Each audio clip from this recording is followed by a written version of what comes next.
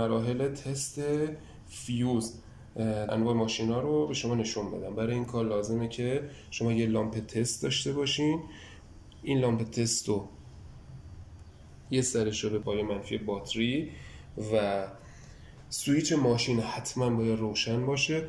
تو مرحله بعد اگر دقت کنین هر فیوز 2 تا پایه داره. شما اگر به یکی از این پایه ها متصل کنین و فیوز سالم باشه، این چراغا یا باید هر دو مثل این فیوز روشن بشه، نگاه کنین این فیوزها سالم هستن، یا نباید این پایه ها روشن بشن، کامل نباید روشن بشه. هیچ کدوم پایه ها نباید روشن بشه. حالا اگه تو فیلم بشه نشون داد، 2 تا از فیوزایی که اینجا هستن من میخوام به شما نشون بدم.